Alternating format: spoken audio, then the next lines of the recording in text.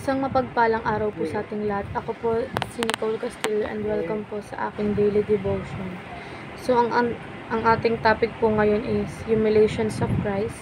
The humiliations of Christ refers to the slowly and sacrificial path He willingly took. His incarnation, suffering, death, and burial. True fully God, He chose to stoop low, becoming human, enduring rejection, and dying on a cross. He did this not because He had to, but because He loves us.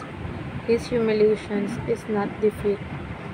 It is very road to our salvation. Through His suffering, we find peace. Through His death, we find life. So, according to Philippians chapter 2 verse 5 to 8, in your relationship with one another, have the same mindset as Christ Jesus, who being in a very nature God, did not consider equality with God something to be used to His own advantage. Rather, He made Himself nothing, by taking the very nature of a servant, being made in a human likeness, and being found in appearance as a man, He humbled Himself by becoming obedient to death, even the death on a cross.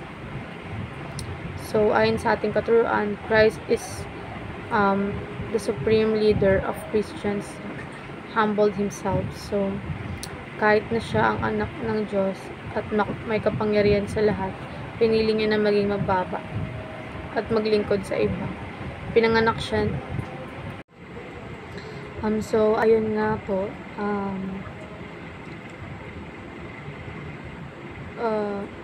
Kahit na Siya ang anak ng Diyos at may kapangyarihan sa lahat, pinili Niyang maging mababa at maglingkod sa iba. So, pinanganak Siya sa isang simpleng sabsaban at namuhay Siya ng hindi naghahabol ng yaman o kapangyarihan. So, ayun po yung sinasabi dito. So, next is, Christians should be the most humble people in the world. So, dahil tayo ay tagasunod ni Kristo, tinawag tayong mamuhay ng may kababang loob. So, or maging humble. Hindi dapat tayo nagyayabang o nagmamalaki sa ating tagumpay o katayuan sa buhay. So, next naman is, Christians' humility serves as the model all Christians must follow. So, hindi lang ito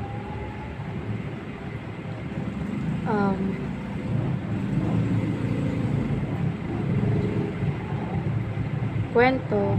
Ito ay paalala na dapat gayahin natin ang puso at ugali ni Kristo, kung paano Siya nagpakumbaba. So, kumbaga, ganoon din tayo dapat sa pakikitungo sa iba. So, dumako naman tayo sa ating applications. Repudiate any sense of entitlement. So, huwag natin isipin na tayo ay deserving sa special na pagtrato. Kahit si Jesus hindi humingi ng privilege, kaya tayo rin ay dapat matutong magpakumbaba at hindi mag-demand ng special treatment. So, place yourself in the positions of Jesus. So, isipin mo anong gagawin ni Jesus sa sitwasyong ito kung pinili Niyang magpatawad, maglingkod, at magpakumbaba.